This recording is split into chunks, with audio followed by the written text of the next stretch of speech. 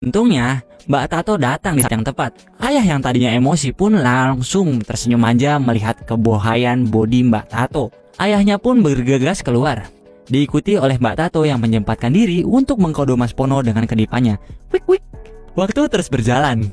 Terlihat Pono sedang nungging di kamarnya sembari bermain laptop. Ternyata, keinginannya kerja di Seoul sangatlah kuat. Meskipun ditentang, ia tetap mengirim surat lamaran kerja.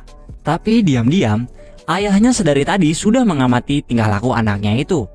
Bukannya mendukung, ia justru langsung membuli Pono yang tentu saja membuat Pono begitu sedih.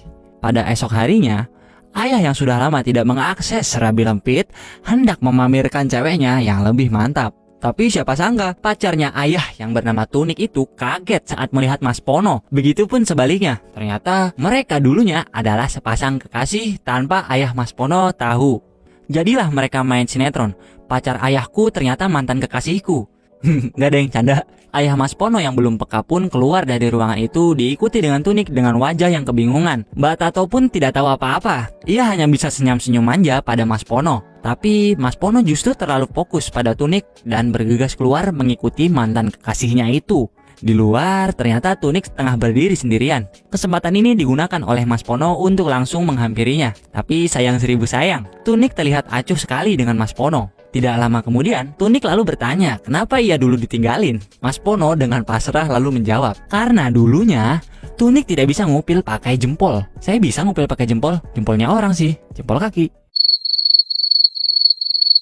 Tunik yang masih jengkel pada Mas Pono hendak meninggalkannya. Tapi Mas Pono langsung memegang tangan Tunik. Tampak bagaimana sesungguhnya Mas Pono itu masih menyimpan rasa pada mantan kekasihnya itu. Mungkin apem-apemnya si Tunik ini lebih mantep ya. Tapi sayangnya, belum sempat ia mengutarakan rasa rindunya, mulut atas Tunik terus nyerocos seperti mulut bawahnya dahulu, yang tidak bisa diam ketika bersama dengan Mas Pono. Di saat ada kesempatan untuk berbicara, Mbak Tato lalu mendatangi mereka dan tentu saja membuat mereka berdua awkward. Tunik langsung meninggalkan Mas Pono, sedangkan Mbak Tato kembali senyum-senyum manja pada Mas Pono. Malam pun menjelang. Malam itu menjadi malam yang spesial karena itu adalah malam pertama ia dimasakan oleh calon ibunya, yang tak lain tak bukan adalah mantannya sendiri. Jadi calon ibu baruku adalah mantan kekasihku sendiri. Dengan bangganya, sang ayah lalu bercerita panjang lebar tentang bagaimana ia pertama kali bisa bertemu dengan Tunik. Mas Pono hanya bisa mendengarkan sembari menahan kesedihannya karena kini Serabi Lempit milik Tunik hanya bisa diakses oleh ayahnya. Namun ternyata hati Mas Pono sudah tidak bisa ditahan lagi. Ia langsung meninggalkan meja makan. Saat di kamarnya, Mas Pono semakin sakit hati karena ia baru menyadari bahwa malam ini Serabi Lempit mantannya bakal dimantap-mantap oleh ayahnya sendiri. Dan benar saja, di kamar sebelah, ayah Mas Pono sedang bercicik tinim dengan Tunik yang matanya ditutup dan tangannya ditali. Enak dek. Pagi pun menjelang. Mantan Mas Pono itu kembali menyiapkan sarapan dan makan bertiga dengan Mas Pono, sang ayah, dan dia sendiri. Mas Pono yang merasakan masakan Tunik berkata bahwa masakannya sangat enak, seperti rasa yang telah tertinggal. Tapi survei pun membuktikan kalau mantan akan jauh lebih cantik ketika kita sudah lama nggak bertemu. Betul tidak saudara-saudara? Oke, mendengar gombalan anaknya itu, sontak saja sang ayah langsung marah. Ia meminta kepada anaknya untuk tidak kurang ajar pada calon ibunya. Ia langsung meninggalkan meja makan untuk mencari angin. Di saat ia hendak keluar, Mbak Tato tampak mencegatnya. Ia lalu meminta tolong sang ayah untuk mencarikannya tali yang entah digunakan untuk apa. Saat diantar ke gudang dan mengambil tali, tanpa sengaja Mbak Tato menabrak ayah. Ayah yang buruhnya baperan itu dalam sekejap langsung makrem. Sementara itu, Mas Pono dan calon mamah mudanya lalu memanfaatkan kesempatan itu untuk pergi ke McD dan membeli jas jus. Di saat mereka berdua saling bercerita dan mengenang masa-masa indahnya dahulu, burung Pono yang tidak disekolahin tiba-tiba bangkit. Namun tanpa mereka sadari, ternyata Mbak Tato melihat tingkah mereka berdua yang terlihat sangat mesra. Waduh, geger geden. Karena sakit hati, Mbak Tato langsung melaporkan hal itu kepada sang ayah. Sang ayah pun tentu saja ngamuk. Tapi ia juga senang karena ia punya alasan untuk banyak mengobrol dengan Mbak Tato. Bapaknya aja kayak gini, ya pantas aja anaknya kayak gitu. Tidak lama berselang, Mas Pono dan Tunik lalu pulang. sang ayah langsung menarik Tunik ke kamarnya untuk diwawancara. Dengan membawa sebatang tongkat baseball, sang ayah lalu bertanya, kemana Tunik barusan dengan anaknya? Karena ketakutan, Tunik pun terus mengelak. Karena sudah tidak tahan, ayah pun langsung memanfaatkan tongkat baseballnya dengan menggosok gunung kembar Tunik dengan ujung tongkat. Kirain mau mukul. Namun sayangnya, Tuniklah yang kini menjadi emosi. Ya, ujung-ujungnya si ayah gagal mendapatkan akses serabi lempit mantapnya. Pagi pun menjelang, Tunik kembali menyiapkan sarapan dan mereka kembali makan bertiga. Tunik berkata bahwa ia ingin berbelanja. Tapi, tepat pada saat itu juga, Mbak Tato memanggil-manggil dari kamar mandi.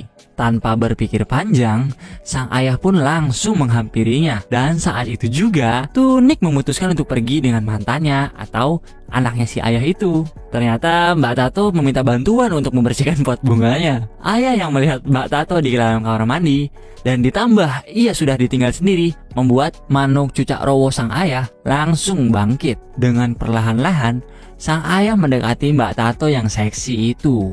Dan hap! Tanpa pikir panjang, ia langsung assalamualaikum ke bibir Mbak Tato. Tak disangka, serabi lembit Mbak Tato langsung berubah menjadi serabi kucur. Tapi karena Mbak Tato ini orangnya bersihan, tak lupa mereka mandi berdua bareng dulu. Karena burung ayah sudah kepalang ingin mencelup, ia pun kembali langsung. Enak dek. Mereka pun bercocok tanam sambil saling memandikan. Tapi buat Mbak Tato, mandi ya udah mandi aja.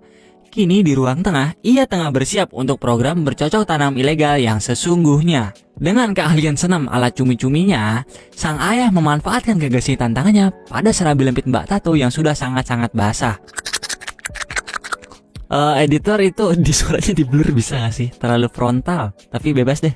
Tak berselang lama, sang ayah lalu mencium aroma cumi-cumi dari serabi lembit Mbak Tato. Tanpa ragu, ia langsung mencicipi serabi lembit bumbu cumi milik Mbak Tato dengan lidahnya.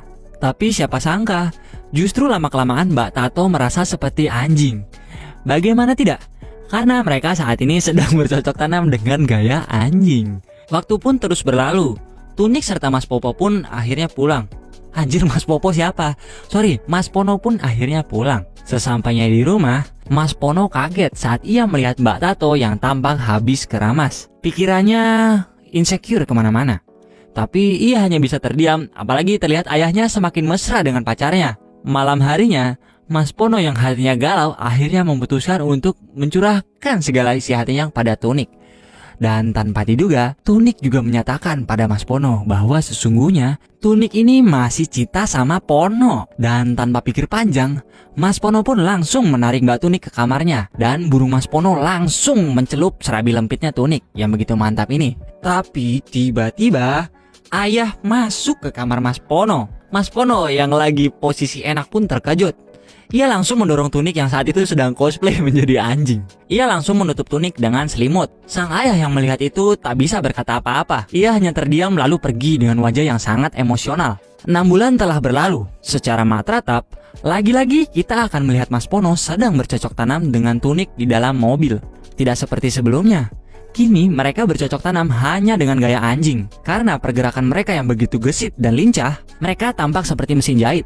Usai bercocok tanam, mereka pun melanjutkan perjalanan ke rumah ayah Mas Pono. Ternyata, Mas Pono kini tinggal di Seoul bersama Tunik. Sedangkan ayah tinggal di rumah bersama Mbak Tato dan mereka sudah menikah. Oke, dan film pun berakhir.